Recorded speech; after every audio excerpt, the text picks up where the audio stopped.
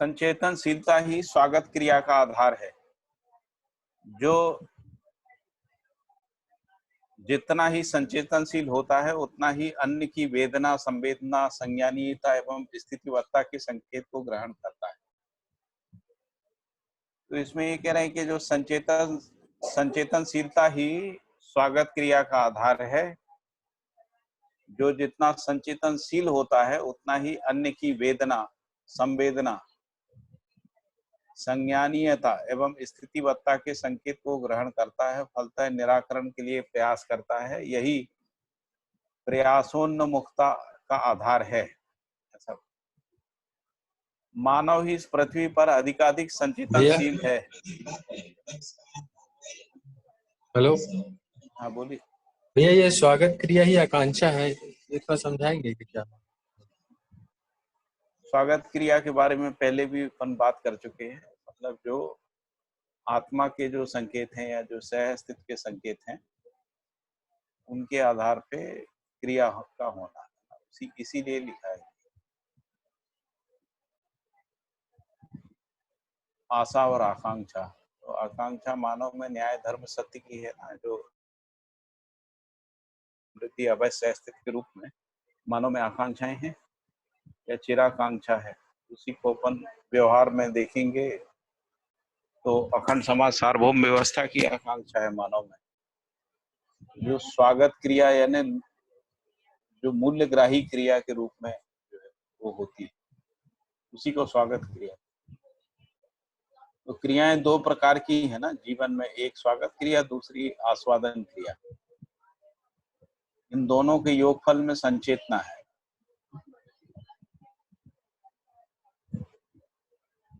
तो संचेतनशीलता ही स्वागत क्रिया का आधार है। तो जब तक स्वागत क्रिया शुरू नहीं होती है तब तक संचेतना भी स्पष्ट नहीं होती है, यानी जो मानव के 122 आचरण है वो स्पष्ट नहीं होते। जागृत जीवन में है ना, मानव परंपरा में जो 122 आचरण पहचानने में आते हैं वो भी स्वागत क्रिया के आधार पे आते हैं। आस्वादन क्रियाओं से तो जीवन के अंदर केवल 4.5 क्रिया का भी क्रियाकलाप स्पष्ट होता है, वो भी पूरा नहीं होता है। तो जितना जितना हम संचेतनशील होते हैं उतना उतना हमारे अंदर दूसरों की वेदना, संवेदना, संज्ञानीयता, स्थितिवत्ता के संकेत को ग्रहण करना संभव हो जाता है, फलतः निराकरण के लिए प्रयास करता है। तो जैसे जैसे मानव जाति में जो भी वेदनाएं हैं उनको समझ के उनके निराकरण के लिए जो संचेतनशील व्यक्ति है वो प्रयास करता है। यही प्रयासोन्मुखता का आधार है। ठीक है, समझ में आ रहा है कि नहीं आ रहा? जी भैया, जी जी क्लियर। फिर है मानव ही इस धरती पर अधिकाधिक संचेतनशील है। परस्पर मानव ही संचेतनशीलता में जो अंतरांतर है उसी में अनन्यता को स्थापित करने के लिए प्रयास भी किया है।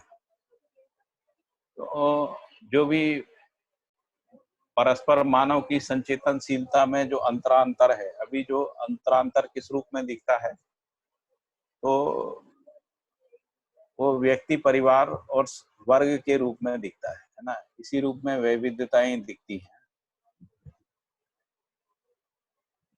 तो मानव ने उन स्तर पे अनन्यताओं को स्थापित करने का प्रयास किया है और यही शिक्षा और अध्यापन कार्य की प्रेरणा भी रही है, लेकिन वो सफल नहीं हुआ है ना।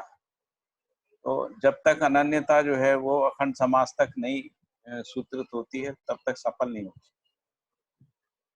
तो संचेतनशीलता पूर्वक ही अनन्यताएं जो है वो स्थापित होती हैं, जो व्यक्ति, परिवार, समाज, राष्ट्र, अंतरराष्ट्र के बीच में जो एक सूत्रता है,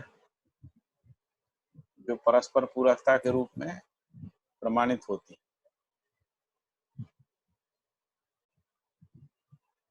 जागृतिशीलता का प्रत्यक्ष रूप ही संचेतनशीलता है, जिसका चरमोत्कर्ष ही अनुभव क्षमता है। वेदना भ्रमवश होती है। संवेदना इंद्रिय सन्निकर्ष के साथ होने वाली क्षणभंगुर क्षण भंगुरता के आधार पर संज्ञानशीलता के लिए जिज्ञासा का स्रोत है। तो वेदना भ्रमवश होती है और संवेदना, जिसको दूसरे की वेदना में वो अपनी वेदना मानना है ना। तो जैसे मैं वेदित होता हूँ, दुखी होता हूँ, उसी प्रकार से दूसरे लोग भी दुखी होते हैं। इसकी स्वीकृति जो है वो संवेदना है। संवेदना इंद्रिय सन्निकर्ष के साथ होने वाली क्षण भंगुरता के आधार पर, तो संवेदना जो है वो इंद्रिय सन्निकर्ष के साथ होती है, इसलिए वो क्षण भंगुर है। संज्ञानशीलता के लिए जिज्ञासा का स्रोत है। संवेदनशीलता के आधार पर ही संज्ञानशीलता की जिज्ञासा पैदा होती है। तो वेदना ही संवेदना, संवेदना ही संवेगों का मूल तत्व है। तो संचेतना मूलक 5 मूल प्रवृत्तियां हैं। हर्ष कारक और 5 वेदना मूलक 5 प्रवृत्तियां क्लेश परिपाकात्मक हैं।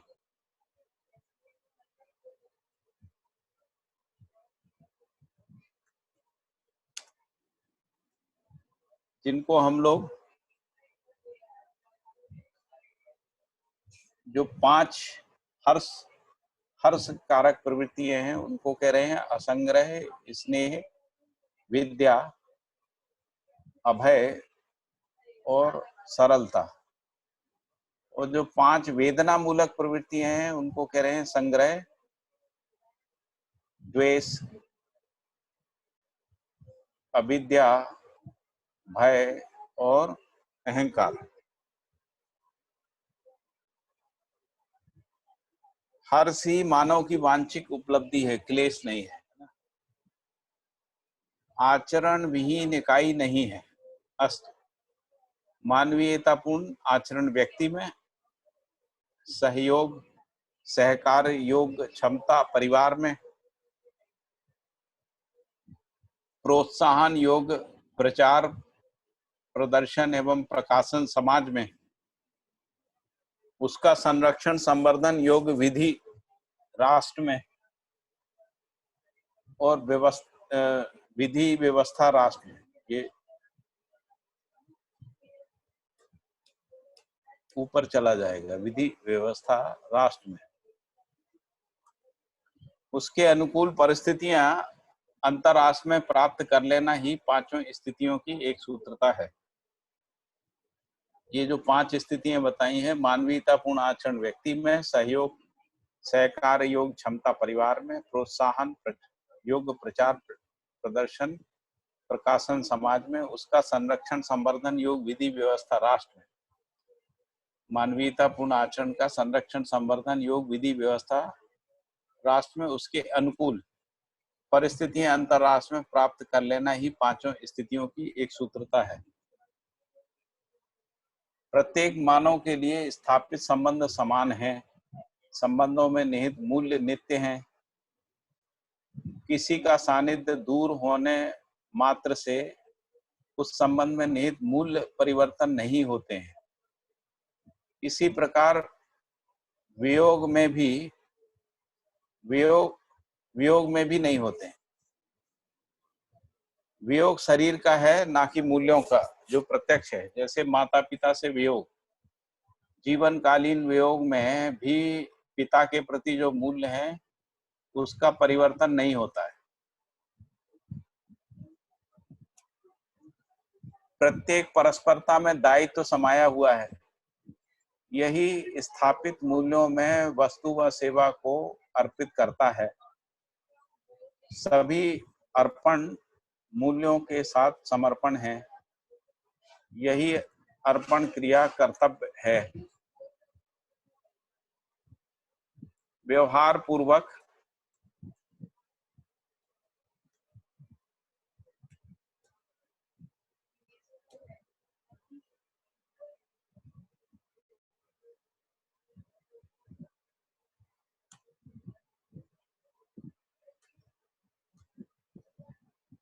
व्यवहार पूर्वक यह प्रमाणित होता है कि ऐसा कोई संबंध नहीं है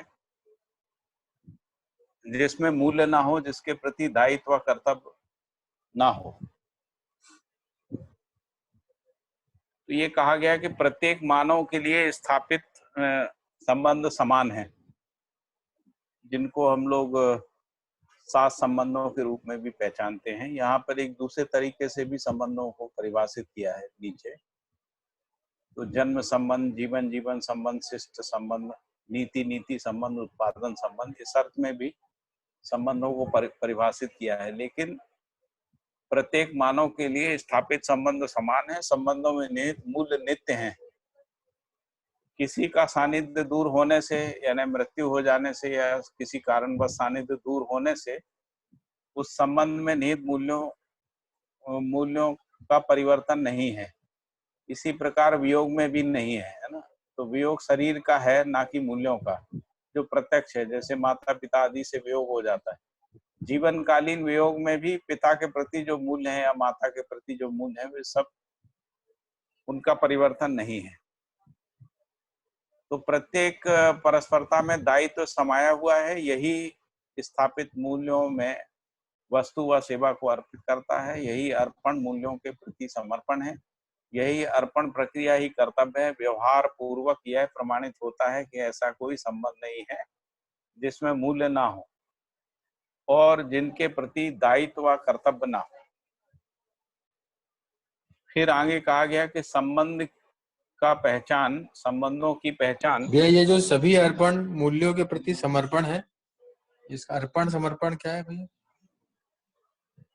जैसे माता पिता बच्चों के लिए जो कुछ भी करते हैं, उसके अर्थ में बात कर रहे हैं। कर्तव्य दायित्व का निर्वाह जो है ना, हर संबंध में होता है। तो उसमें वस्तु और सेवा का भी अर्पण होता है, जो अल्टीमेटली मूल्यों में समर्पित हो जाता है। जैसे मान लीजिए वस्तु और सेवा का अर्पण हो और विश्वास नहीं हो, तो ऐसा होता नहीं, फिर वो अर्पण क्रिया भी बंद हो जाती है। इसीलिए सभी अर्पण मूल्यों के प्रति समर्पित है। जैसे माता पिता अपने बच्चों के साथ करते हैं ना, उसके वो कहाँ पर जाकर समर्पित होता है? तो कृतज्ञता में जाके समर्पित।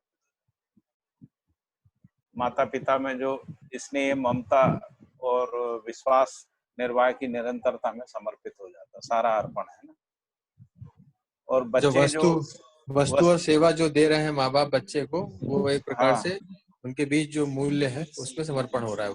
हाँ, अच्छा। जैसे माता पिता बच्चे से क्या चाहते बदले में, जैसे जो भी पैसा सेवा करते हैं, पैसा लगाते हैं, खाना खिलाते पिलाते, शिक्षित संस्कारित करते हैं, उसके बदले में क्या चाहते? उसके बदले में चाहते हैं कि बच्चे उनके प्रति कृतज्ञ हों। तो सारा अर्पण जो है कृतज्ञता में समर्पित हो गया ऐसा, है ना। केवल एक कृतज्ञता रूपी पूंजी को पाने के लिए माता पिता जन्म से लेके जब तक जीवित रहते हैं तब तक, बच्चों के साथ जब तक रहते हैं तब तक कर्तव्य दायित्व का निर्वाह करते ही रहते हैं। जी जी जी। इस रूप में है।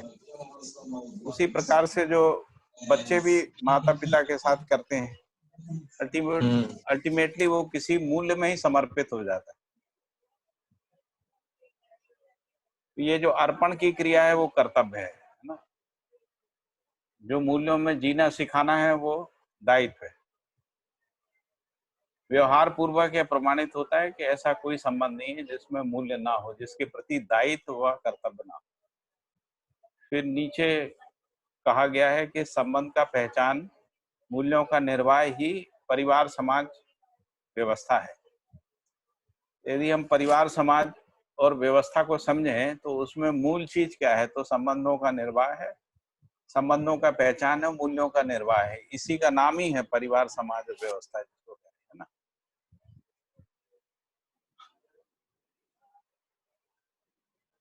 फिर लिखा है कि जन्म जीवन व्यवहार शिष्ट विशिष्ट शिष्ट नीति उत्पादन विनिमय वैभव से संबंध प्रसिद्ध है। जैसे जन्म संबंध में माता पिता भाई बहन पति पत्नी पुत्र पुत्री, इनको जन्म संबंध कह रहे हैं। जीवन संबंध में गुरु शिष्य और जागृत सभी संबंध है। शिष्ट शिष्ट संबंध जो है मित्र और साथी सहयोगी। नीति संबंध में विधि व्यवस्था संस्कृति सभ्यता है। उत्पादन संबंध में क्षमता अवसर साधन और वितरण है। इस रूप में ये संबंधों को हम लोग परिवार, समाज और व्यवस्था में समझ सकते हैं ना। तो जैसे ही जो जन्म संबंध है वो परिवार में है, जीवन जीवन शिष्ट शिष्ट संबंध जो है वो परिवारों की परस्परता में है, और नीति संबंध, उत्पादन संबंध जो है व्यवस्था में। तो इस तरीके से हम संबंधों में निहित मूल्यवत्ता वश ही उसकी अक्षुण्णता पाई जाती है। यही अखंड समाज की अक्षुण्णता भी है। तो संबंध की पहचान और मूल्यों का निर्वाह ही परिवार, समाज, व्यवस्था है। इससे पहले ये भी कहा गया और साथ में ये भी कहा कि सभी अर्पण मूल्यों के प्रति समर्पण है। यही अर्पण प्रक्रिया ही कर्तव्य है। व्यवहार पूर्वक यह प्रमाणित होता है कि ऐसा कोई संबंध नहीं है जिसमें मूल्य ना हो, जिसके प्रति कर्तव्य और दायित्व ना हो। और इससे पहले ये कहा गया कि प्रत्येक मानव के लिए स्थापित संबंध समान है और संबंधों में मूल्य जो है वो नित्य हैं और संबंध भी समान है। सभी में साथी संबंध होते हैं, इस तरीके से संबंध भी समान। फिर ये भी कहा गया ऊपर के आचरण विहीन कोई इकाई नहीं है। कोई कहे कि मैं किसी संबंध को नहीं मानता हूँ और मैं तो ऐसे ही रहूंगा, ऐसे ही जीऊंगा, इसका मतलब है कि उसने अपने को समझा नहीं है, क्योंकि आचरण विहीन कोई इकाई नहीं। उसी आचरण को उन्होंने बताया कि व्यक्ति में क्या है, परिवार में क्या है, समाज में क्या है, राष्ट्र और अंतर्राष्ट्र में क्या आचरण है, उसकी व्याख्या की। और फिर ये भी बताया कि किसी के वियोग हो जाने से या दूरी होने से जो है मूल्यों का परिवर्तन नहीं होता है। जैसे हमारा किसी के साथ मित्रता है और मान लीजिए वो 20 साल बाद मिलता है, तो उन्हीं मूल्यों के साथ मिलना होता है। इसलिए दूरी से या वियोग से मूल्यों में कोई परिवर्तन नहीं होता है। यदि संबंध की स्वीकृति है तो मूल्यों में परिवर्तन नहीं होता। मान लीजिए कोई दूरी के कारण से संबंध में ही हो गई, वो स्थिति अलग है। लेकिन जब हम सहअस्तित्ववादी दृष्टिकोण से देखते हैं तो संबंध विहीन मानव नहीं है। इसलिए संबंध कभी खत्म नहीं होता है ना, केवल पहचानना, निर्वाह करना ही होता है।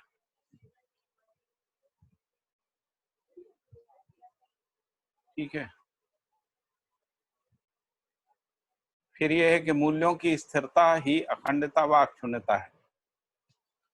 यदि संबंधों में भी देखें तो अखंडता, अक्षुण्णता तभी तक है जब तक मूल्य स्थिर है। यदि मूल्य बदल गए यानी मूल्य नहीं है, मूल्यहीनता है, यानी मूल्यों के रूप में निर्वाह नहीं है, उस स्थिति में अखंडता का अनुभव नहीं है, अक्षुण्णता का अनुभव नहीं। अक्षुण्णता का मतलब है निरंतरता के अर्थ। जो नियति क्रम में पाए जाने वाले तथ्य हैं, समाज की पांचों स्थितियां परस्पर पूरक हैं। समाज की पांचों स्थितियां परस्पर पूरक हैं, जिनकी एक सूत्रता ही अखंडता है। पांचों स्थिति मतलब व्यक्ति, परिवार, समाज, राष्ट्र, अंतर्राष्ट्र परस्पर पूरक हैं, जिनकी एक सूत्रता ही अखंडता है। तो ये जो परस्पर पूरकता है, परस्पर पूरकता के रूप में ही एक सूत्रता है ना, ये महत्वपूर्ण मुद्दा है। और परस्पर पूरकता किस रूप में होती है? संबंध निर्वाह के अर्थ में, कर्तव्य दायित्व निर्वाह के अर्थ में ही परस्पर पूरकता होती है। तो यदि परस्पर पूरकता नहीं है तो एक सूत्रता का अनुभव नहीं है, अखंडता का अनुभव नहीं। फिर लिखा है अंतर्राष्ट्रीय जीवन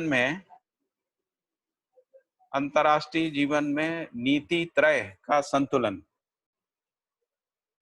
और राष्ट्रीय जीवन में मानवीयता के संरक्षण, संवर्धन योग्य विधि व्यवस्था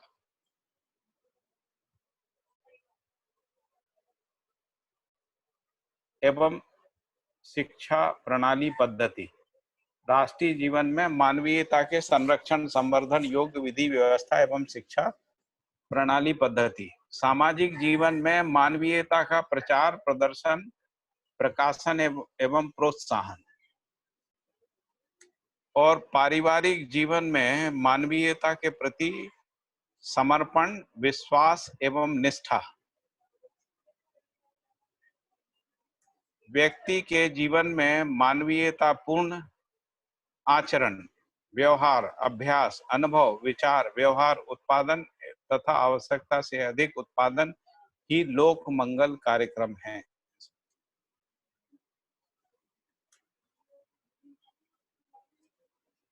तो ये पांचों स्थितियों के कार्यक्रम को स्पष्ट किया है, ये क्रियाकलाप को स्पष्ट किया या उनके प्रयोजन को स्पष्ट किया। तो अंतर्राष्ट्रीय जीवन में नीति त्रय का संतुलन, जिसको हम लोग आर्थिक, राजनीतिक और धार्मिक नीति कह रहे हैं, उनका संतुलन। राष्ट्रीय जीवन में मानवीयता के संरक्षण, संवर्धन योग विधि व्यवस्था और शिक्षा व्यवस्था या शिक्षा प्रणाली पद्धति। सामाजिक जीवन में मानवीयता का प्रचार, प्रदर्शन, प्रकाशन, प्रोत्साहन। और परिवार के जीवन में मानवीयता के प्रति समर्पण, विश्वास और निष्ठा। व्यक्ति के जीवन में मानवीयतापूर्ण आचरण।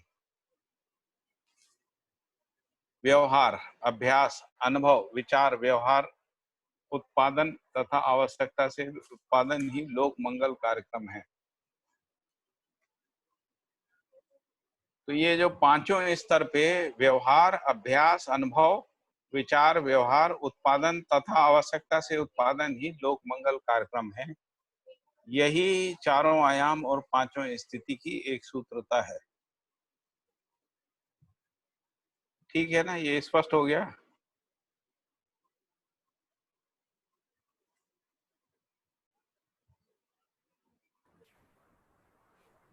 हाँ भैया। कोई प्रश्न नहीं है ना इसमें?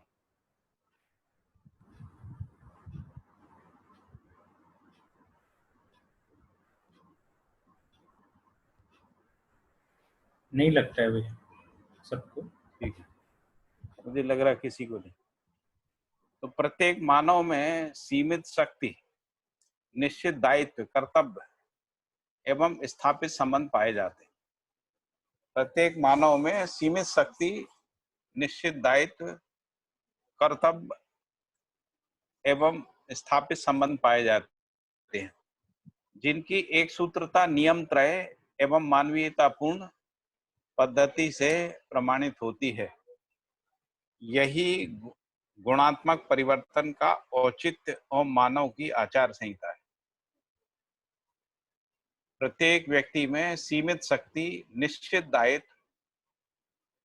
दायित्व और कर्तव्य, ऐसा कर दे, निश्चित दायित्व और निश्चित कर्तव्य है ना, तथा स्थापित संबंध पाए जाते हैं,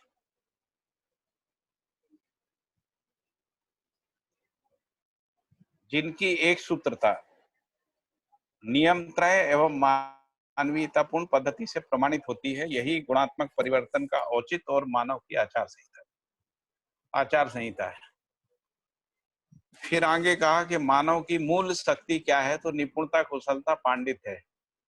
यही मूल पूंजी है, यही मानव का मूल मूर्त रूप भी है। तो ये किस रूप में दिखेगा? तो क्षमता, उत्पादन और व्यवहार के रूप में प्रकट होता है। यही प्रकटन व्यवहारात्मक जनवाद और समाधानात्मक भौतिकवाद को स्पष्ट एवं चरितार्थ करता है। तो प्रत्येक व्यक्ति, परिवार व वर्ग स्वत्व व स्वतंत्रता चाहता है। अभी जो स्टेटस है आदमी का, वो क्या है? या तो वो व्यक्ति है, परिवार है या वर्ग है। तो यहाँ कह रहे हैं कि प्रत्येक व्यक्ति, प्रत्येक परिवार, प्रत्येक वर्ग जो है स्वत्व और स्वतंत्रता चाहता है। स्वाधीनता सहित ही स्वत्व है या स्वतंत्रता सहित ही स्वत्व है? तो भैया ये जो ऊपर लिखा था भैया, मानव में सीमित शक्ति, और फिर ये कहा है मानव की मूल शक्ति। तो ऊपर जो शक्ति और ये जो मूल शक्ति, निपुणता, कुशलता, पांडित्य, ये दोनों एक ही शक्ति के बारे में बात हो रही है ना? मतलब ये सीमित रहती है, ऐसा बोल रहा है क्या? मानव की मूल शक्ति, निपुणता, कुशलता, पांडित्य, ये कहा। और ऊपर में लिखा है प्रत्येक मानव में सीमित शक्ति। तो ये बात तो सही है ना, हर मानव में निश्चित थोड़े से ही संबंध हो सकते हैं ना, सीमित ही रहते हैं। उत्पादन क्षमता भी सीमित ही रहती है ना। मतलब ये तीनों में की बात कर रहे हैं, निपुणता, कुशलता, पांडित्य की बात कर रहे हैं। हाँ, तो जो मूल मूल शक्ति क्या है? तो मूल शक्ति निपुणता, कुशलता, पांडित्य जी जी जी है ना? जी। तो निपुणता जो है व्यवहार और उत्पादन में, और जो निपुणता है वो उत्पादन में, पांडित्य जो है वो अनुभव में, वो समझ में, ऐसा। तो उस रूप में है ये।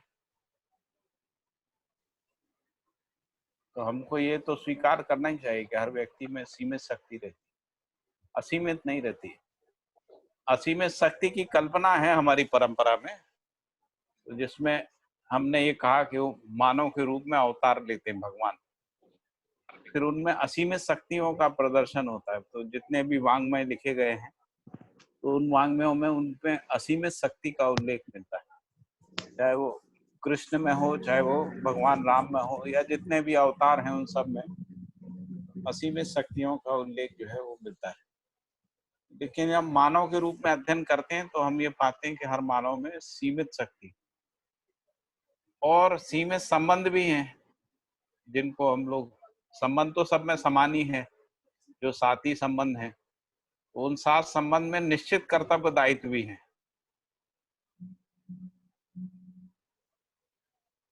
इन्हीं की एक सूत्रता जो है वो नियम त्रय एवं मानवीयतापूर्ण पद्धति से प्रमाणित होती है। यदि मानवीयतापूर्ण पद्धति नहीं होती है तो भी ये सात संबंधों में भी एक सूत्रता नहीं आती, कर्तव्य दायित्व निर्वाह की निरंतरता भी नहीं आती, है ना। शक्ति का सदुपयोग भी प्रमाणित नहीं होता है, फिर शक्ति का दुरुपयोग होता है, चाहे वो शक्ति जो है भौतिक शक्ति हो, चाहे वो बौद्धिक शक्ति हो, उसका दुरुपयोग, या सामाजिक शक्ति भी हो, जैसे वर्ग में सामाजिक शक्ति रहती है तो उसका दुरुपयोग होता है। जैसा अभी हम लोग देख रहे हैं कि सारे युद्ध, संघर्ष, लड़ाई झगड़े के मूल में सामाजिक शक्ति है, जो वर्ग के कारण से है। फिर यहाँ वो कह रहे हैं कि प्रत्येक व्यक्ति, परिवार और वर्ग स्वत्व और स्वतंत्रता चाहता है। स्वाधीनता सहित ही स्वत्व है, यदि स्वाधीनता है तो स्वत्व है। स्वाविचार, इच्छा, संकल्प, आशानुरूप चालन, संचालन एवं नियोजन क्रिया ही स्वाधीनता है। इस पे सुरेंद्र भैया, बोलिए। सीमित शक्ति शरीर के अर्थ में कहाँ है? मानव में कह रहे हैं तो जब मानव की बात हो रही है ना, तो जो सीमित शक्ति मानव के रूप में बात कर रहे हैं, ठीक है, जीवन शक्ति की बात नहीं कर रहे, ठीक है ना। जीवन शक्ति है तो अक्षय है, हम्म, लेकिन जब कोई मानव का किसी परिवार में जन्म होता है तो उसकी जो शक्ति है, उसमें जो कार्य शक्ति है, उसमें व्यवहार शक्ति है ना, वो सब सीमित है। ठीक। एकत्व पूर्वक ये शक्ति का विकास होता है ना, एकत्व पूर्वक। जैसे व्यक्ति की शक्ति जब परिवार की शक्ति हो जाती है तो उसकी शक्ति का विस्तार होता है, जब परिवार की शक्ति समाज की शक्ति बन जाती है। तो जब मानव शक्ति, जब हम पूरी मानव की शक्ति की बात करेंगे, है ना, तब वो अखंडता के रूप में होगी, उस रूप में होगी। लेकिन उससे पहले व्यक्ति के रूप में देखेंगे तो सीमित है। परिवार के रूप में भी सीमित ही रहती है, क्योंकि एक परिवार कितना करेगा, है ना। फिर समुदाय के रूप में भी सीमित ही रहती है। तो अखंड समाज के रूप में जो है वो शक्ति का पूर्ण सदुपयोग जो है वो सिद्ध होता है। अखंड समाज के रूप में जब परंपरा बन जाती है तभी मानव अक्षय शक्ति संपन्नता का अनुभव करता है।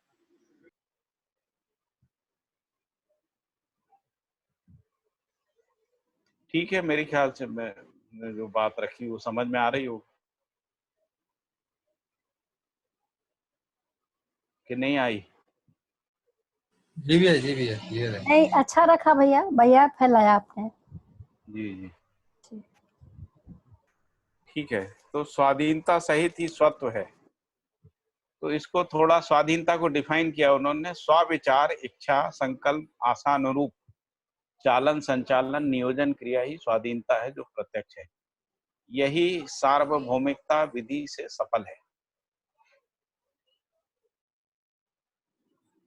अभी जब हम लोग स्व और पर के रूप में विचार को पहचानते, जब हमारे विचार प्रिय लाभ के अर्थ में रहते हैं तो वो स्व-विचार नहीं है ना, तब वो पर है, क्योंकि पर का मतलब होता है शरीर और उससे संबंधित विषयों के आधार पे जो विचार चलता है, और स्व का मतलब है जब आत्मा के नियंत्रण में विचार चलता है, आत्मा की प्रेरणा में विचार क्रिया संपन्न होती है।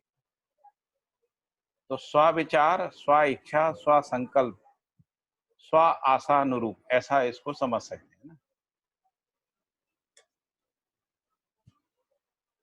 चालन, भैया संचालन, ये नियोजन क्रिया ही। आपने कहा शरीर पर, शरीर के बारे में अगर विचार है तो पर विचार है, मतलब अपने शरीर के बारे में भी सोच रहे हैं तो पर विचार है? नहीं, जो भौतिक रासायनिक संसार और शरीर से, वो इंद्रियों से जो संकेत जीवन में आते हैं, जी। उसके आधार पे जो आशा विचार इच्छा है वो पर है, उसको परानुक्रम भी बोलते हैं, परानुक्रम, है ना। क्योंकि जब हम मानव और शरीर को संयुक्त रूप में देखते हैं ना, तो उसमें जो आत्मा से जो संकेत आते हैं वो स्व है, और जो शरीर से संकेत आते हैं वो पर हैं। अच्छा अच्छा अच्छा। तो जो शरीर के जो संकेत हैं उनको स्व से, जो यानी आत्मा से जो संकेत आते हैं उनका नियंत्रण होता है। तो उनका नियंत्रण हो जाना ही स्वाधीनता है, जिसको अपन कह रहे हैं। इसको स्वाधीन, उसी को कह रहे हैं संज्ञानशीलता में संवेदनाओं का नियंत्रण होना। तो यहाँ पे जो स्व विचार, स्व इच्छा, स्व संकल्प और स्व आशानुरूप चालन, संचालन, नियोजन क्रिया ही स्वाधीनता है। तो मैंने ये कहा कि अभी जो विचार चलता है भ्रमित मानव में, वो पर से चलता है ना, दूसरों से प्रभावित होके, है ना। दूसरा कौन है? तो शरीर है, इंद्रिय हैं, भौतिक रासायनिक संसार है, या दूसरे मनुष्य भी हैं, ऐसा भी कह सकते हैं, जो दूसरे भ्रमित मनुष्य। तो भ्रमित मनुष्यों से भी जो विचार आते हैं, जो व्यंजनाएं आती है ना, वो सब पर हैं, वो स्व नहीं है ना। इसीलिए उसमें स्वाधीनता का अनुभव नहीं है, उसमें पराधीनता का अनुभव है।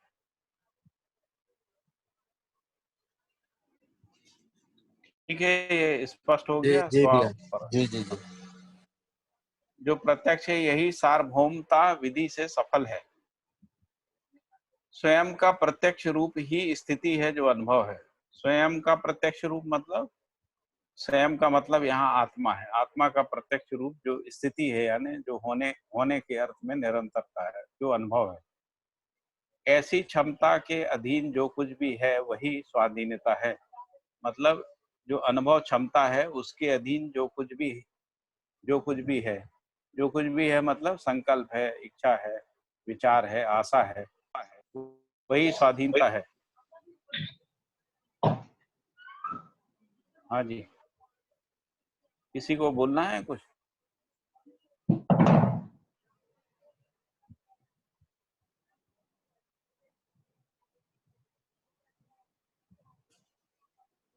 कोई बोल रहा था ना बीच में, कुछ बोलने वाले थे क्या?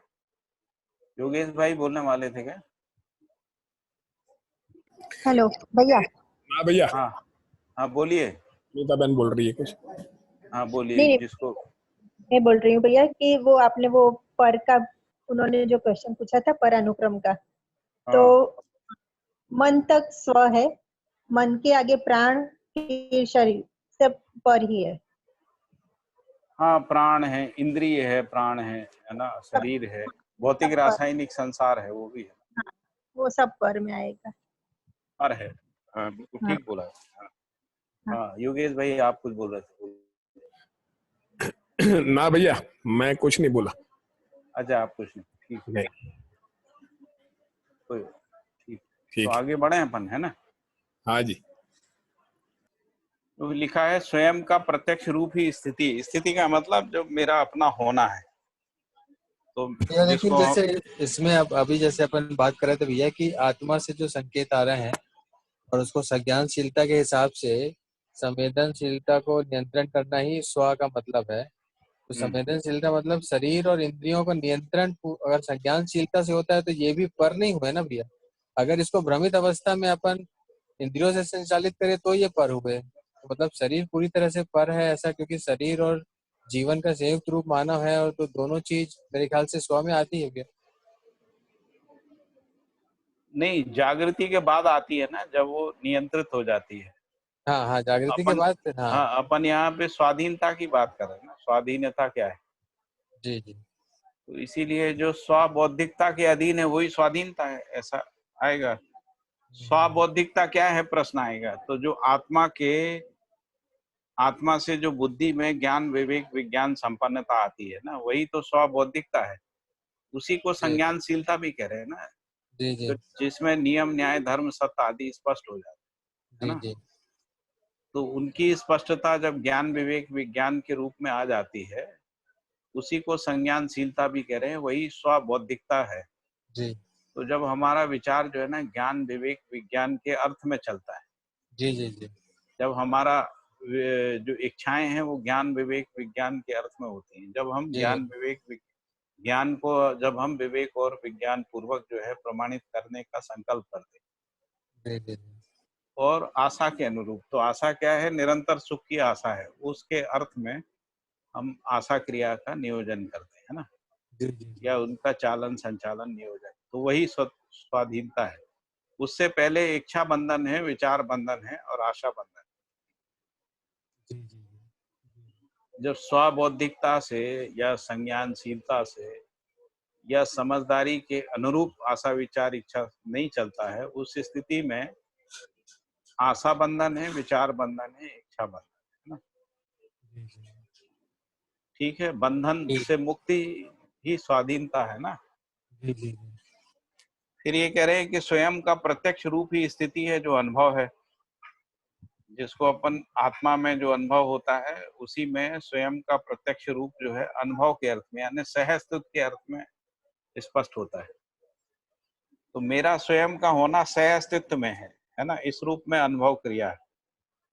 ऐसी क्षमता के अधीन जो कुछ भी है वही स्वाधीनता है, यानी जो सह अस्तित्व में अनुभव क्षमता के अधीन जो कुछ भी है, तो जो कुछ भी है का मतलब क्या है कि आत्मा के संकेत बुद्धि ग्रहण करती है, बुद्धि आत्मा के उसी के कारण से उसको आत्मबोध सह अस्तित्व बोध अमृत बोध आदि होता है ना। और इन सब बोध से संपन्न होने के कारण से बुद्धि में ज्ञान का जागरण होता है, ज्ञानार्जन होता है, जिसको हम ज्ञान जागरण कह सकते हैं। वही जागरण जो है फिर विवेक और विज्ञान के रूप में दर्शन क्षमता के रूप में प्रत्यक्ष होता है ना, जो आशा विचार इच्छा में पहचानने में आता है। उसी में स्वाधीनता है, क्योंकि उसमें विचार जो है वो नियंत्रित विचार है, इच्छाएं जो है संयमित इच्छाएं हैं, और संकल्प जो है वो दृढ़ता की निरंतरता के रूप में, यथार्थता के प्रति दृढ़ता की निरंतरता के रूप में संकल्प है, और आशा जो है निरंतर सुख पूर्वक जीने की आशा के रूप में आशा है। इस रूप में इसको कह रहे हैं स्वबौद्धिकता के अधीन स्वाधीनता।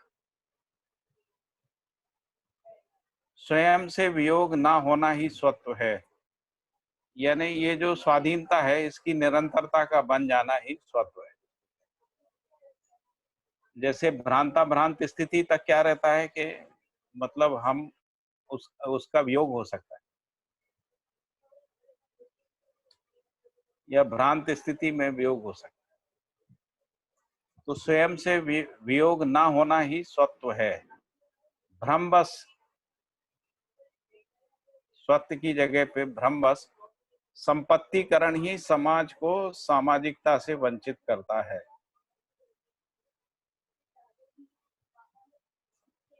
तो स्वत्व को ना पहचान कर संपत्तिकरण के रूप में जो है हम अपने स्वत्व को पहचानते हैं, तो जो समाज और सामाजिकता से वंचित करता है। मानव का स्वत्व केवल निपुणता कुशलता पांडित्य ही है, साथ ही उसके नियोजन से उत्पन्न उत्पादनों पर प्रत्यक्ष रूप में स्वत्व होता है। तो निपुणता कुशलता पांडित्य पूर्वक जो भी उत्पादन होता है उसमें भी प्रत्यक्ष रूप में स्वत्व होता है, जो सामाजिकता है।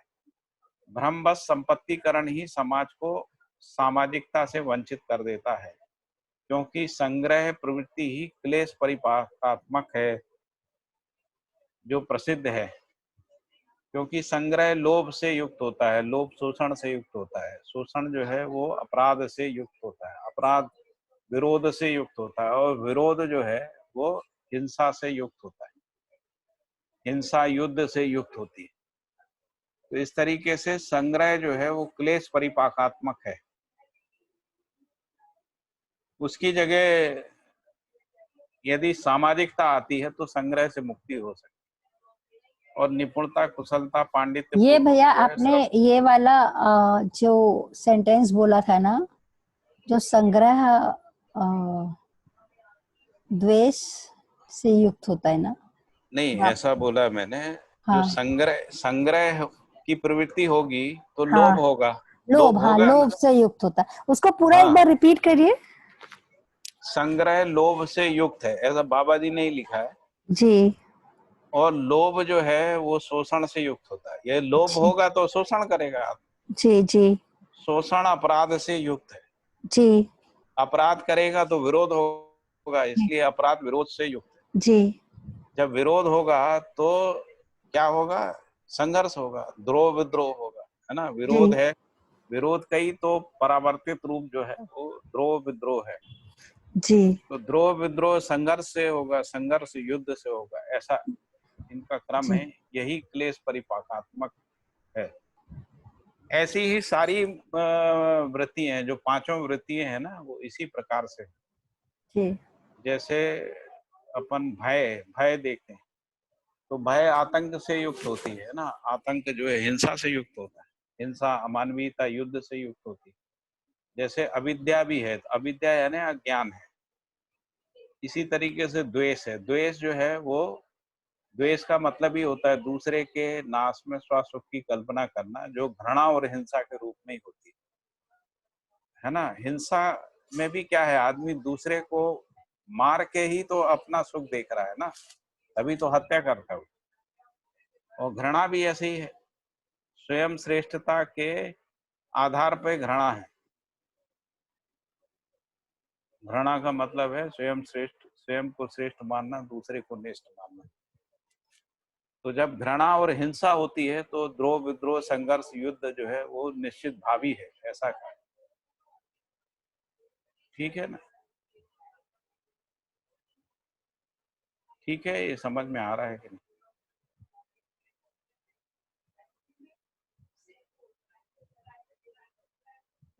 हाँ भैया। हम्म, हाँ भैया, ठीक है। ठीक है। इसीलिए इनको क्लेश परिपाकात्मक प्रवृत्ति बोला गया है, क्लेश परिपाकात्मक, है ना।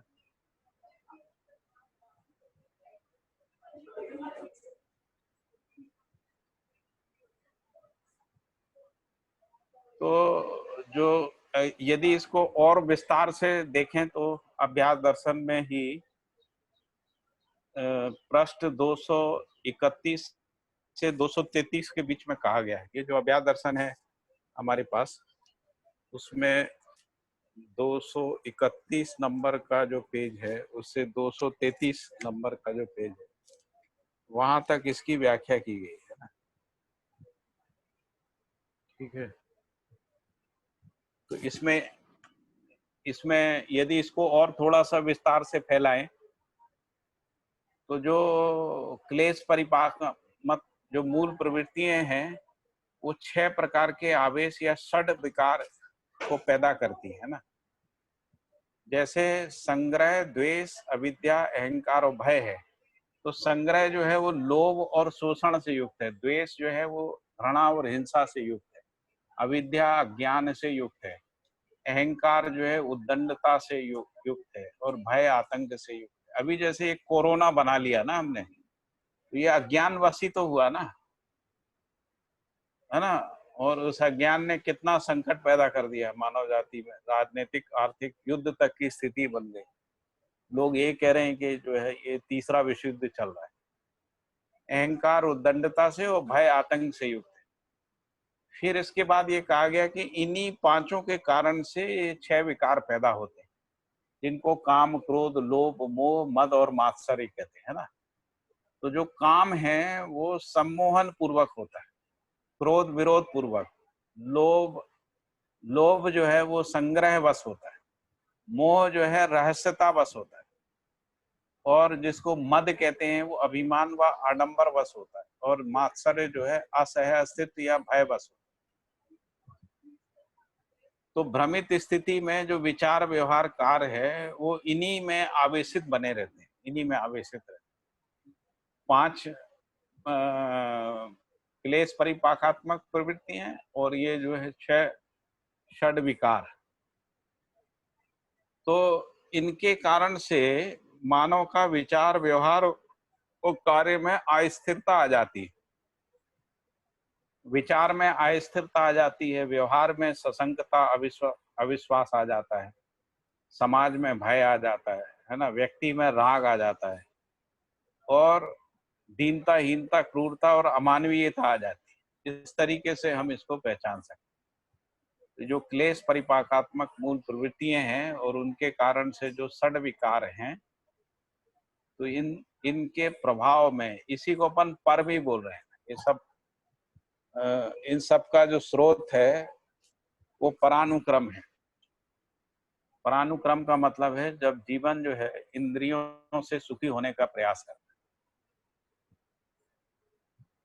क्योंकि उसमें सुख की निरंतरता नहीं है, इसीलिए उसमें सुख पाने का जो प्रयास है उसी को आसक्ति कहते हैं, इसीलिए आसक्ति बस ही होता है। तो मैंने ये कहा कि उससे विचार में अस्थिरता आती है, व्यवहार में सशंकता, अविश्वास आता है, समाज में भय हो जाता है, परिवारों की परस्परता में, व्यक्ति में राग यानी संग्रह प्रवृत्ति, और ये संग्रह प्रवृत्ति फिर 5 आयाम में बनी रहती है। व्यक्ति भी संग्रह करता है, परिवार भी संग्रह करता है, समाज भी, राष्ट्र भी संग्रह करता है। इसी आधार पे विकसित राष्ट्र, विकासशील राष्ट्र, अविकसित राष्ट्र जो है राग यानी संग्रह प्रवृत्ति बसी है। तो ये जो संग्रह प्रवृत्ति है इसी के कारण से हीनता, दीनता, क्रूरता है। तो जो जितना संग्रह कर लेता है उसका व्यवहार क्रूर हो जाता है ना, और उनमें जो है दीनता, हीनता का भी प्रस्फुटन होता है, जो अमानवीयता है। तो ये जो विचार व्यवहार और कार्य में जो आवेश गति है, जिसको मैंने ये पढ़ा कि अस्थिरता, सशंकता, अविश्वास, भय, आतंक, राग, हीनता आदि के रूप में है, इसी को मिला, इससे क्या होता है कि जीवन में अभाव पैदा होता है, जिसको हम लोग अभाव कहते हैं, वो अभाव पैदा होता है। और ये जो अभाव है इसी को बाबा जी ने अत्याशा, आलस्य, प्रमाद, अज्ञान, शोषण, आक्रमण और अपहरण नाम दिया है। तो ये जो 5 क्लेश परिपाकात्मक प्रवृत्तियों से जो षड विकार पैदा होते हैं, उसके भैया कारण से विचार व्यवहार कार्य में अस्थिरता, अनिश्चितता आती है। हाँ जी। बाबा जी ने एक जगह लिखा है कि रोग और सशंकता दोनों एक साथ, मतलब कि पैरेलली समझाया था, और अभी आपने जो समझाया तो वो कैसे कनेक्ट होता है, उस वक्त भी मुझे समझ में नहीं आ रहा था कि रोग और सशंकता दोनों पैरेलली कैसे बताया है, और अभी आपने जो बताया उसमें भी दोनों शब्द आ सकते थे, मतलब रोग भी कैसे आता है। अच्छा, उसको अभी थोड़ी देर में बात करते हैं, इसको मैं पूरा कर लूं, है ना। हाँ ठीक।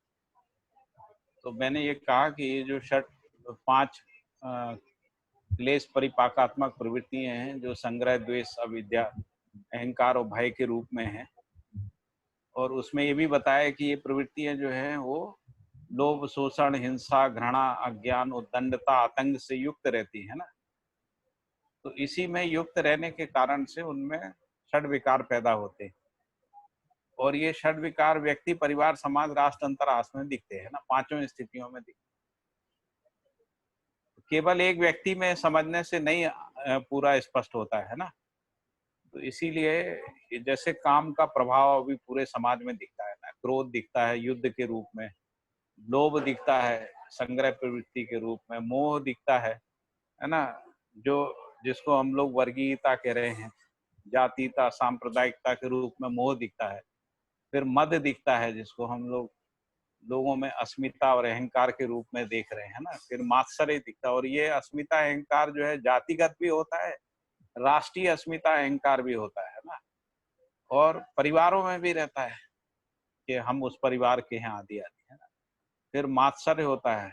मात्सर्य का मतलब है दूसरों के नाश की उत्कट कामना करना है, इसको मात्सर्य कहते हैं। तो जब जीवन में इनका प्रभाव रहता है, और इसका जो स्रोत है वो ये बताया गया है कि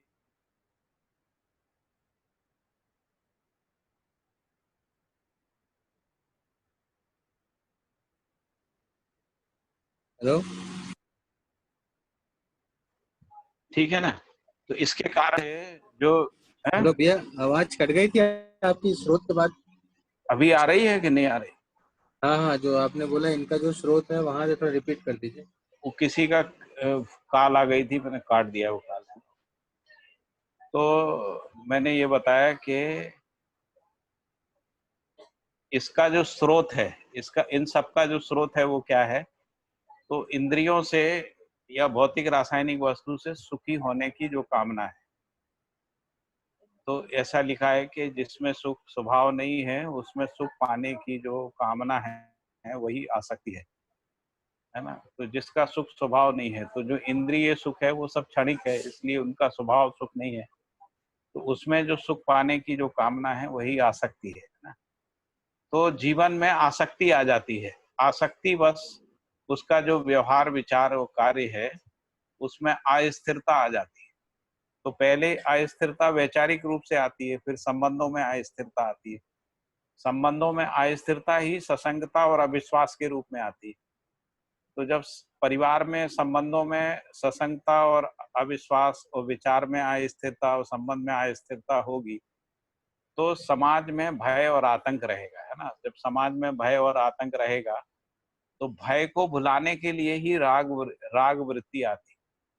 जो मानव में संग्रह प्रवृत्ति है उसके मूल में भय है। भयवशी आदमी जो है वो संग्रह करता है, और जब ये जो संग्रह प्रवृत्ति है यही फिर बाद में हीनता, दीनता, क्रूरता के रूप में अमानवीयता को स्पष्ट करती है। तो इसमें ये कहा गया, फिर आगे ये कहा गया कि धर्म व्यवस्था, राज व्यवस्था और अर्थव्यवस्था में परस्पर विरोध पैदा होता है, और जो सदुपयोगात्मक, सुरक्षात्मक आर्थिक कार्यक्रमों की असफलता होती है, इसके कारण से अभावग्रस्तता बढ़ती है। तो मैंने ये कहा कि अभावग्रस्तता को व्यवहार दर्शन में अत्याशा, आलस्य, प्रमाद, अज्ञान, शोषण, आक्रमण और अपहरण के रूप में दिया है।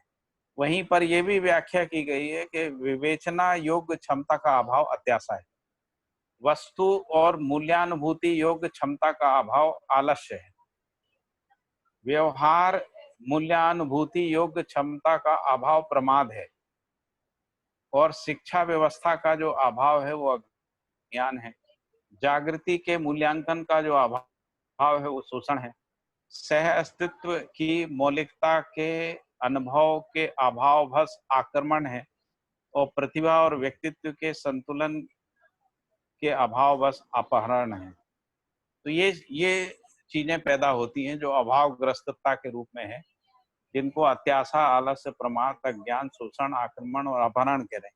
इससे क्या होता है, इससे जीवन में दबाव पैदा होता है, परस्परता में दबाव पैदा होता है, संबंधों में दबाव पैदा होता है, और तनाव भी आता है। तो जो दबाव और तनाव पैदा होता है जीवन में, व्यक्ति के जीवन में, परिवार के जीवन में, समाज के जीवन में, राष्ट्रीय जीवन में जो दबाव तनाव पैदा होता है, या अंतर्राष्ट्रीय जीवन में दबाव तनाव पैदा होता है, उसको भुलाने के लिए विलासिता आती है। तो विलासिता जो है वो दबाव और तनाव ग्रस्तता, और इसे भूलने के लिए विलासिता है। विलासिता ही अतिभोग है। अतिभोग जो है वो स्वयं में पीड़ा पैदा करता है। स्वयं में पीड़ा को भुलाने के लिए पुनः पर धन, पर नारी, पर पुरुष, पर पीड़ात्मक प्रवृत्ति होती है। यही अपराध और शोषण में जाती है। पर धन, पर नारी, पर पुरुष, पर पीड़ात्मक कार्य से ही अपराध और शोषण अपराध और शोषण से आतंक और हिंसा, आतंक और हिंसा से द्रोह विद्रोह, द्रोह विद्रोह से युद्ध, युद्ध से अमानवीयता। दूसरे तरीके से एक तरीके से और डिफाइन किया है कि ये जो विलासिता है इससे सुविधा संग्रह की प्रवृत्ति बनती है। सुविधा संग्रह से अतिभोग बहुभोग, अतिभोग बहुभोग से शोषण, हिंसा और अमानवीयता। इस तरीके से बाबा जी ने इन क्लेश परिपाकात्मक प्रवृत्तियों की व्याख्या की है। ठीक है, मुझे लगता है कि स्पष्ट हो गया होगा।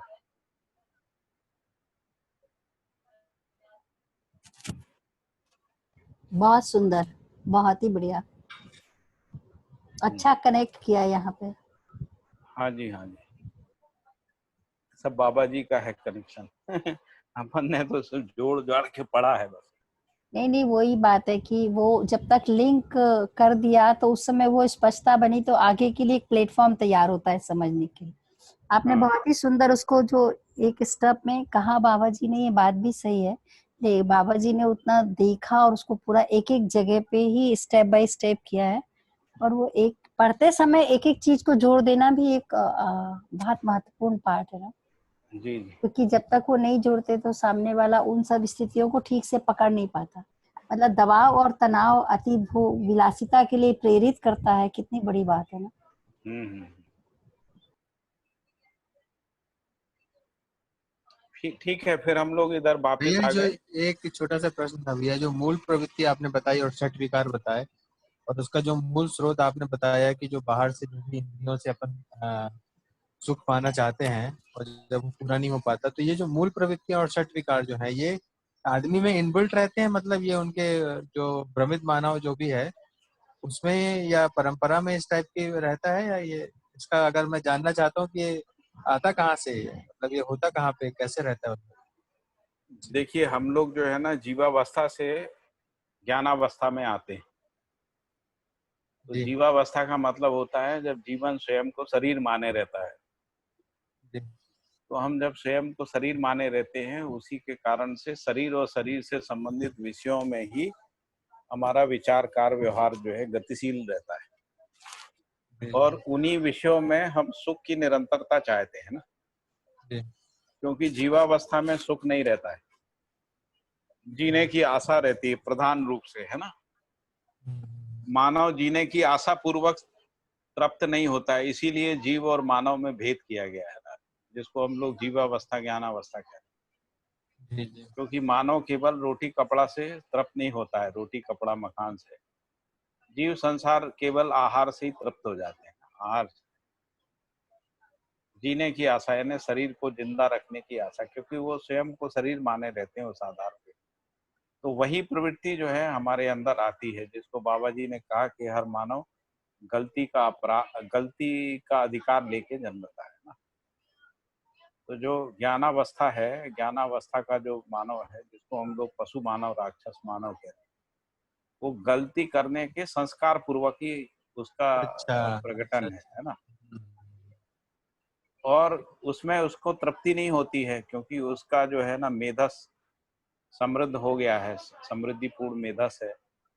और जीवन जो है वो मानव शरीर में आया इसीलिए क्योंकि वो जो है जीव चेतना में, जीवावस्था में तृप्त नहीं। तो इसी आधार पे यदि वो पुनः जीवों जैसे ही जीता है तो उसको तृप्ति नहीं मिलती है, उसके कारण से उसमें अतृप्ति आती है ना। तब वो सुख की खोज उसकी शुरू होती है।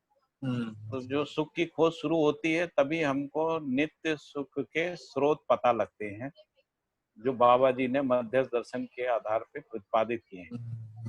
इससे पहले तक हम लोग निषेध विधियों से अभ्यास करते थे। निषेध विधि का मतलब है इसमें भी सुख नहीं है, इसमें भी सुख नहीं है, इसमें भी सुख नहीं है, इस तरीके से, है ना। तो हम ऐसा मानते थे, निषेध करते करते करते करते अल्टीमेटली जिसमें सुख है उस स्रोत तक पहुंच जाएंगे। ये एक साधना पद्धति रही है हमारे यहाँ, जो ध्यान की साधना पद्धति है उसमें निषेध पद्धतियां रही हैं। तो उसकी जगह बाबा जी ने जो है इसको आध्यात्म को रहस्य से मुक्त कर दिया। तो निषेधात्मक की जगह उन्होंने व्यवहार में जीने की उपासना पद्धति हमको प्रस्तावित कर दी।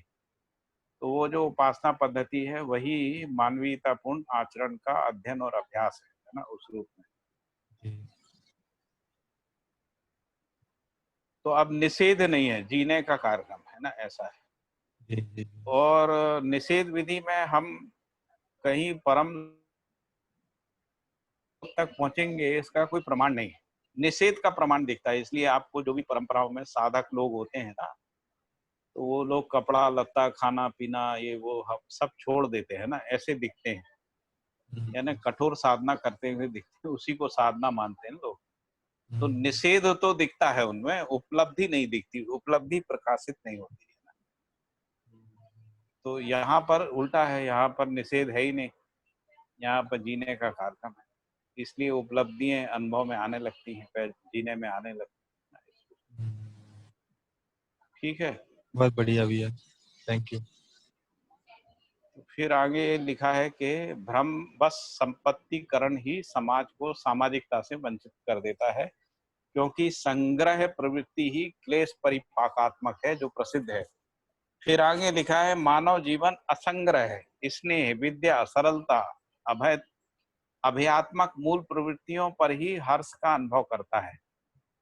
संग्रह, द्वेष, अविद्या, अभिमान, भयात्मक प्रवृत्तियों पर आधारित संपूर्ण व्यवहार, उत्पादन, आचरण स्वयं में से के लिए क्लेशित है। इसी को अभी थोड़ा सा अपन ने विश्लेषित किया था। फिर ये कहा कि जो जिसके पास है उसी का बंटन करेगा, इसीलिए संपूर्ण उपार्जन, यानी यदि आप पास क्लेश है तो आप क्लेश बांटेंगे, यदि आपके पास जो है हर्ष और अनुभव है, हर्ष का अनुभव, तो आप हर्ष या सुख को बांटेंगे, है ना। तो इसीलिए संपूर्ण उपार्जन मानवता की सीमा में उपयोगितापूर्ण, उपयोगितावादी प्रक्रिया, व्यवहार और आचरण की सामाजिकता तथा अमानवीयता की सीमा में संग्रह सहित उपभोगवादी विचार, प्रक्रिया, व्यवहार एवं आचरण, इसी को कह रहे हैं कि ये असामाजिक सिद्ध हुआ है। फिर आगे लिखा है कि ये जो मूल प्रवृत्तियां हैं, उन्हीं से जो अमानवीय स्वभाव पैदा होता है, जैसे अविद्या एवं भय के परिणाम में दयनीयता आती है। जैसे किसी को विद्या नहीं है, किसी के पास समझ नहीं है ना, अज्ञान है, तो उसमें दयनीयता दिखेगी। इसी प्रकार से कोई डरा हुआ है, उसमें भी दयनीयता दिखेगी। दयनीयता मतलब जिसको अपन दीनता कह रहे हैं ना, यहाँ दया नहीं है ना, दीनता, दीनता के रूप में। और जो द्वेष और अभिमान के परिणाम स्वरूप क्रोध, क्रूरता आती है। तो द्वेष का मतलब ही है दूसरे के नाश में स्वसुख की कल्पना करना, जो क्रूरता बसी होगा। ऐसा ही अभिमान में भी है, अभिमान में हम स्वयं श्रेष्ठता के आधार पे अभिमान होता है, तो स्वयं श्रेष्ठता के आधार पे दूसरों का जो दलन करना, दमन करना है ना, इसी को क्रूरता कहते हैं। और संग्रह व भय के परिणाम से हीनता आती है। संग्रह क्यों कर रहा आदमी? क्योंकि स्वयं में विश्वास नहीं है। हीनता का मतलब विश्वासघाती होता है। तो विश्वास की कमी से ही मानव संग्रह की ओर दौड़ता है। और भय में भी ऐसे ही होता है, भय अविश्वास बस ही भय होता है। तो इसलिए संग्रह और भय जो है हीनता को, द्वेष और अभिमान क्रूरता को, और अविद्या व भय जो है दीनता को, है ना, प्रकट करते हैं या उनका प्रसव होता है, ऐसा क्या। अच्छा, इसके विपरीत यदि मानवीय प्रवृत्तियों को हम देखें तो विद्या का प्रत्यक्ष रूप निपुणता, कुशलता, पांडित्य है। संग्रह का प्रत्यक्ष रूप आवश्यकता से अधिक उत्पादन है। सरलता का प्रत्यक्ष रूप सामाजिकता है। स्नेह का प्रत्यक्ष रूप सौजन्यता है। और अभय का प्रत्यक्ष रूप सहअस्तित्व है। इसी को अपन कह रहे हैं कि ये मूल प्रवृत्तियों का परिमार्जन है, परिमार्जन परिवर्तन है। तो जो संग्रह आदि जो मूल प्रवृत्तियां हैं, जो अमानवीय प्रवृत्ति हैं, उससे परिमार्जित होके विद्या, असंग्रह, सरलता, स्नेह और अभयता के रूप में जो परिवर्तन, परिमार्जन है, वही जागृति है ना, वही जागृति है, या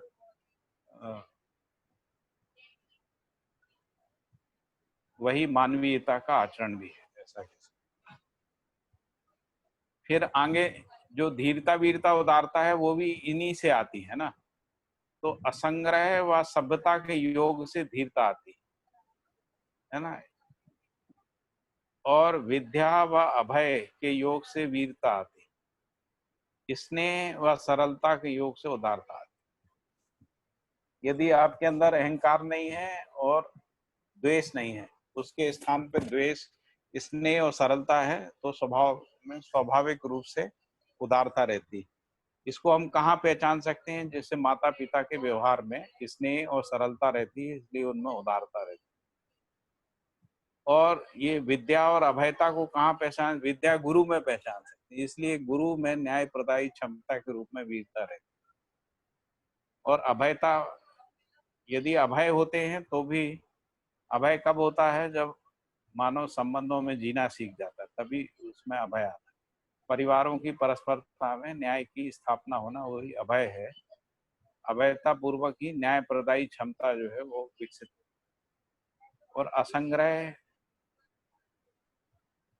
और सभ्यता या विद्या भी कह सकते हैं, उसके योग फल से धीरता आती है। असंग्रह व विद्या के योग से या असंग्रह व सभ्यता के योग से धीरता है। मैंने कहीं विद्या भी पढ़ा था, इसलिए मैं एक बार विद्या शब्द का प्रयोग यहाँ कर रहा हूँ। तो ये जो दीनता, हीनता, क्रूरता और धीरता, वीरता, उदारता है, ये भी मूल प्रवृत्तियों से ही। तो ये मूल प्रवृत्तियां, जब मूल प्रवृत्तियां कहाँ रहती हैं? विचार में रहती,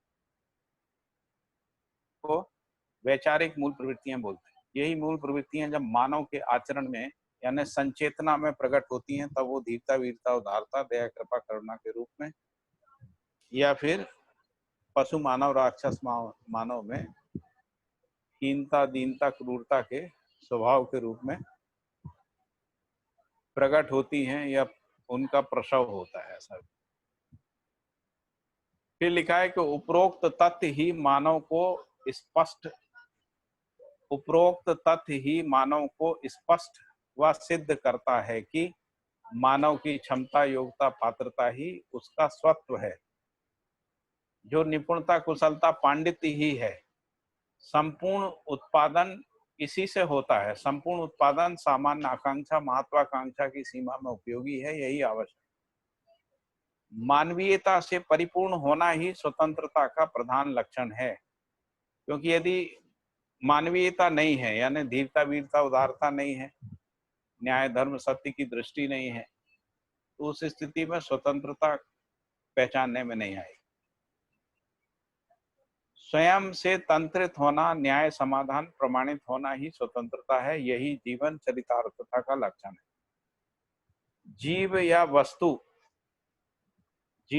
वस्तु या जीव पर स्वत्व स्थापित करने व स्वेच्छा पूर्वक उपयोग करने का प्रयास भ्रमित मानव ने किया है। तो भ्रमित मानव ने क्या किया कि जो भी जीव संसार है या जो भी भौतिक रासायनिक वस्तुएं हैं, उन पे स्वत्व को स्थापित करने का प्रयास किया है। स्थापित करने व स्वेच्छा पूर्वक उपयोग करने का प्रयास किया है। इसी को स्वत्व व स्वतंत्रता मानना ही अविद्या का प्रधान लक्षण है। तो बाबा जी कह रहे हैं कि इसी को, कुछ लोग इसी को स्वत्व मानते हैं।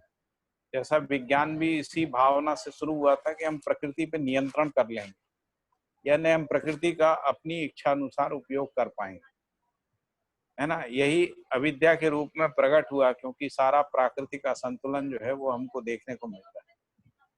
अस्तु, यह सब उपयोगितावादी सिद्ध हुआ है, ना कि स्वतंत्रता का।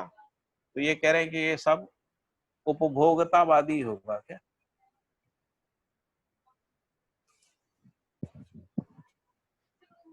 किताब में क्या शब्द लिखा है? उपयोगिता लिखा, उपभोक्ता लिखा?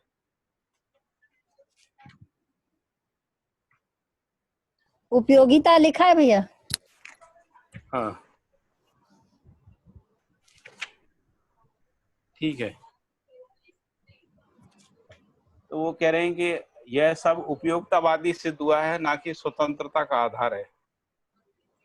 तो यहाँ उपयोगिता का मतलब है कि यदि जागृत मानव में देखेंगे तो उपयोगितावादी है ये, यानी वनस्पति और जीव जंतुओं का को यदि कहें मानवीयता के अर्थ में उनका नियोजन करना उपयोगितावादी सिद्ध, ना कि स्वतंत्रता का आधार है। मानव के स्वत्व में क्षमता, योग्यता एवं पात्रता उसके स्वाधीन है, यानी स्वबौद्धिकता के अधीन में जिन वस्तु, स्थान, जीवों को पाया जाता है उनकी अनिवार्यता मानव की उपयोग क्षमता में से के लिए प्रसिद्ध है। इसीलिए उपयोगितावादी लिखा है ना। क्षमता ही वहन और योग्यता ही प्रगठन और पात्रता ही ग्रहण। क्षमता ही वहन, योग्यता ही प्रगठन और पात्रता ही ग्रहण क्रियाएं हैं। तीनों का अंतर तो पता है ना, क्षमता, योग्यता, पात्रता।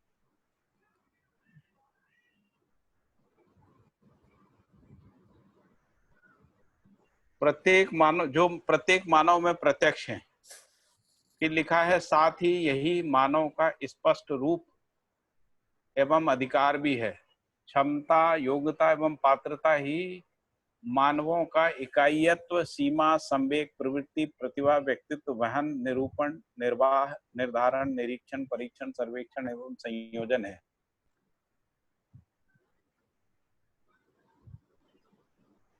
यदि हम मानव के इकाईयत्व को देखें तो इकाईयत्व भी क्षमता, योग्यता, पात्रता के रूप में है। क्षमता, इसके बाद मानव की जो सीमा है वो भी क्षमता, योग्यता, पात्रता के अंतर्गत है। संवेग भी यही है, प्रवृत्ति भी यही है, प्रतिभा भी यही है, व्यक्तित्व भी क्षमता, योग्यता, पात्रता ही है। वहन और निर्वाह करना वो भी क्षमता, योग्यता, जिसको अपन क्षमता कह रहे हैं वहन करना, यानी जिम्मेदारियों का वहन करना, उस रूप में जो क्षमता है वही वहन के रूप में और निर्वाह के रूप में है। निरूपण भी यही है, जो प्रकटन क्रिया है वो निरूपण, निर्धारण है, जिसको हम लोग ग्रहण क्रिया कह रहे हैं, वो निरीक्षण, परीक्षण, सर्वेक्षण पूर्वक है या संयोजन पूर्वक है।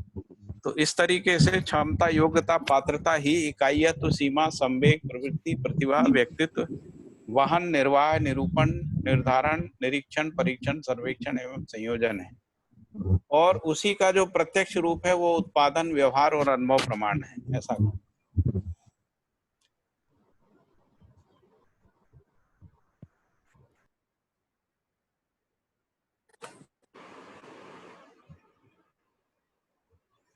ठीक है, ये स्पष्ट हो गया ना क्षमता, योग्यता और पात्रता के बारे में जो ये बात आई है यहाँ पर कि क्षमता, योग्यता, पात्रता ही मानव का इकाईयत्व है, यानी इकाईयत्व को विश्लेषण करेंगे तो उसमें क्षमता, योग्यता, पात्रता ही मिलेगी। यदि मानव की सीमा को भी पहचानेंगे तो मानव की सीमा क्षमता, योग्यता, पात्रता के अंतर्गत ही है।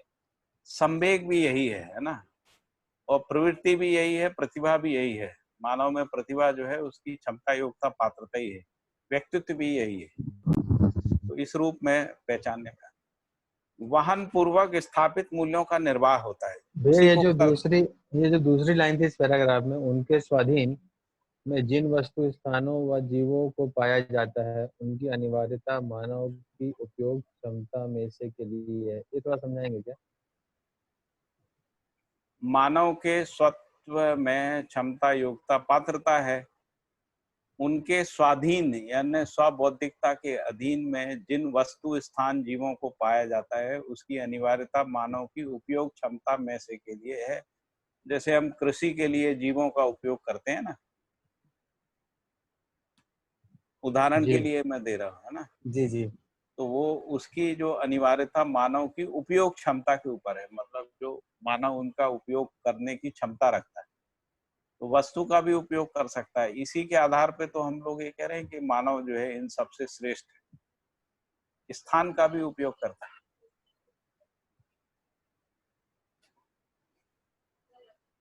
जी भैया जी।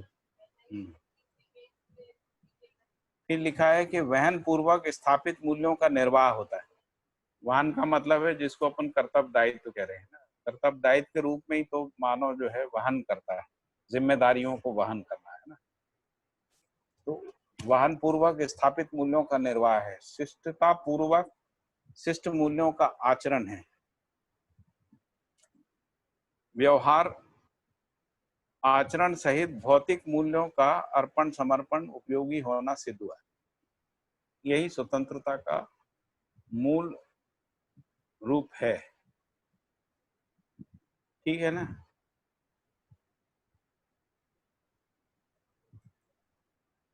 फिर लिखा है कि स्वत्व निर्वाह से और स्वतंत्रता प्रयोजन से और अधिकार उपलब्धि से प्रमाणित होता है।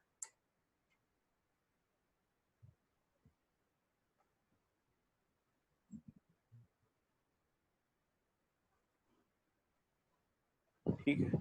तो ये अधिकार पूर्वक ही हम लोग भौतिक उत्पादन करते हैं, और स्वतंत्रता प्रयोजन से यानी न्याय पूर्वक जो सुखी होने के अर्थ में हम जो संबंध निर्वाह करते हैं, उस अर्थ में स्वतंत्रता। संबंधों में यदि मूल्यों की अवस्थिति रहती है यानी स्थापित मूल्यों का निर्वाह रहता है, वहीं पे स्वतंत्रता का अनुभव है। और स्वत्व जो है वो निर्वाह पूर्वक। यदि हमारे अंदर स्वतंत्रता है तभी हम स्वत्व निर्वाह के रूप में अभिव्यक्त होता है ना। यदि मान लीजिए किसी परिवार में समझदारी नहीं है यानी मूल्यों का निर्वाह नहीं, यानी लोग स्थापित मूल्य शिष्ट मूल्यों का व्यवहार नहीं करते हैं, तब वो व्यक्ति और वो परिवार जो है ना आगे जिम्मेदारी का वहन नहीं कर सकता, जिसको अपन कहते हैं परिवार व्यवस्था में परिवार से समाज व्यवस्था में भागीदारी नहीं कर पाएगा। तो इसलिए जिम्मेदारी तभी वहन कर सकता है जब उसने स्वतंत्रता को पा लिया है। ठीक है। तभी उसमें स्वत्व के रूप में निर्वाह, इसीलिए स्वत्व निर्वाह में स्पष्ट होता है। फिर आगे लिखा है मानव का अधिकार भौतिकता पे, अधिकार और स्वतंत्रता जो है वो अधिकार एवं स्वतंत्रता बौद्धिकता में, और अधिकार स्वतंत्रता व स्वत्व, अधिकार स्वतंत्रता और स्वत्व आध्यात्म में चरितार्थ हुआ है। लिखा है कि मानव में अधिकार भौतिकता पे, भौतिकता के ऊपर मानव का अधिकार है ना, क्योंकि मानव वस्तु स्थान और जीवों का उपयोग कर सकता है। उस अर्थ में भौतिकता के ऊपर अधिकार है, वही उसी का प्रत्यक्ष रूप उत्पादन व व्यवस्था है। फिर दूसरा है अधिकार एवं स्वतंत्रता बौद्धिकता में, है ना, जो आचरण व स्वतंत्रता है। अधिकार स्वतंत्रता व स्वत्व आध्यात्म में जो अनुभव में चरितार्थ होता है। इसी को व्यवहारात्मक जनवाद, समाधानात्मक भौतिकवाद और अनुभवात्मक आध्यात्मवाद कह रहे हैं, जो धर्म नीति और राजनीति को स्पष्ट करता है। स्वयं के अधीन में हो, जिससे स्वविचार इच्छा संकल्प एवं आशानुरूप नियोजन पूर्वक प्रमाण सिद्ध हो, वही स्वत्व का प्रत्यक्ष रूप है। मुझे लग रहा है अभी काफी है, 1.5 पेज बचा हुआ है, हम लोग इसको कल भी कर सकते हैं, टाइम हो रहा है। तो मैं बस इसको पढ़ देता हूँ, ये वाले पैराग्राफ को, इसके बाद हम लोग रुक जाएंगे। जो स्वयं के अधीन में हो, जिससे स्वविचार इच्छा संकल्प एवं आशानुरूप नियोजन पूर्वक प्रमाण सिद्ध हो, वही स्वत्व का प्रत्यक्ष रूप है। मानव में पाए जाने वाले मूल तत्व ही निपुणता कुशलता पांडित्य हैं, जिनका वियोग संभव नहीं है। इसलिए यही मानव का स्वत्व सिद्ध हुआ। इसके अतिरिक्त भी वस्तुओं का संग्रह, स्थान का संपत्तिकरण पूर्वक स्वत्व को पाने का प्रयास भ्रमित मानव ने किया है, जिसमें वह सफल नहीं हुआ, बल्कि इसी के कारण से सारे लड़ाई झगड़े हैं। साथ ही उनका सफल होना संभव भी नहीं है। क्यों नहीं है संभव? क्यों संभव नहीं है? तो उसके कारण बताए हैं, क्योंकि मानव का भौतिक शरीर अमर नहीं है। दूसरी बात बोली है कि मानव के द्वारा किया गया संग्रह व संपत्तिकरण स्वयं में क्षरणशील है, उसका क्षरण होता है। चाहे हमने घर बना लिया, उसका भी क्षरण होता है, कोई वाहन आदि इकट्ठे कर लिए, उसका भी क्षरण। फिर ये कहा गया कि स्थान व वस्तुओं का संपत्तिकरण अस्थायी है, इसीलिए मानव के साथ व्यवहार, मानवेतर प्रकृति के साथ उत्पादन, अधिक के साथ गौरव व कृतज्ञ होने एवं सत्ता में अनुभव के लिए प्रवृत्त है। फिर आगे लिखा है कि सत्ता में अनुभव करने के लिए अवसर सबके पास समान है, किंतु पात्रता व अर्हता में प्रभेद है। अधिक विकसित इकाई कम विकसित इकाई के विकास में सहयोगी, सहायक, दिशा निर्देशक एवं शिक्षक के रूप में प्राप्त है, जो माता पिता, शिक्षक, उपदेशक के संबंध में प्रत्यक्ष है, जो अनिवार्य है। स्थापित संबंधों में निहित स्थापित मूल्यों का निर्वाह ही प्रत्यक्ष व्यवहार है, जो सामाजिकता के लिए अनिवार्यतम तथ्य है। इसके निर्वाहनार्थ उत्पादन आवश्यक है। इसका क्षेत्र प्रसिद्ध है। तो जागृत मानव का व्यवहार ही व्यवस्था, संस्कृति, सभ्यता या विधि को प्रकट करता है। इसके लिए वह उत्सुक है। क्योंकि व्यवहार विहीन मानव नहीं है, अतः व्यवहार के बिना मानव जीवन का कार्यक्रम सिद्ध नहीं होता है। अस्तु, व्यवहार मानव जीवन का अविभाज्य अंग है। विकास व जागृति क्रम में व्यवहार एक विधिवत स्थिति है। संस्कृति, सभ्यता, विधि व्यवस्था का आधार मानवीयता है, क्योंकि मानवीयता से ही सामाजिकता स्थापित होती है। मानवीयता में सामाजिकता की संभावना, अमानवीयता में सामाजिकता की संभावना नहीं है, जबकि मानवीयता समाई हुई है। इसीलिए मानवीयता का आधार स्थापित संबंधों में निहित स्थायी मूल्य ही है, स्थापित मूल्य ही है। स्थापित मूल्यों में से के लिए स्वस्थ व्यवस्था है। चूंकि स्थापित मूल्यों की अनिवार्यता सर्वदा सबके लिए समान है, इसलिए स्थापित मूल्य ही विधि है। स्थापित मूल्यों का निर्वाह आचरण पूर्वक है, जो स्वयं में संस्कृति व सभ्यता है। यह सब मानवीयता सहज प्रमाण परंपरा में सिद्ध होता है। बस 2-3 लाइनें और हैं बस। वस्तु मूल्यों का नियंत्रण व्यवस्था पर है। उत्पादन सिद्ध वस्तुएं आवश्यकता से अधिक द्रष्टव्य हैं, इसलिए मूल्य निर्धारण उन पर स्थापित की गई उपयोगिता, सुंदरता के आधार पर श्रम मूल्य ही है।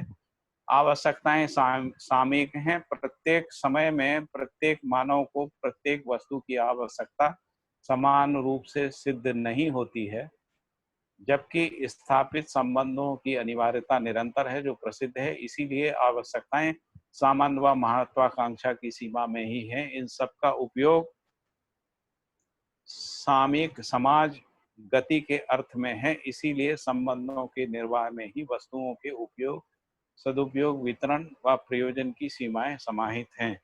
तो हमने इसको पढ़ लिया है, लेकिन हम कल इसका फिर से रिपीटिशन करेंगे। हम इसको फिर से पढ़ेंगे, ठीक है? जी भैया। और कुछ बताइए।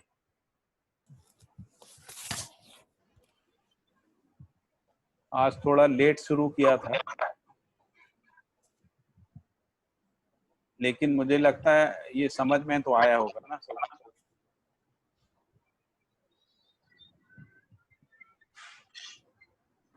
हाँ भैया, ठीक से है।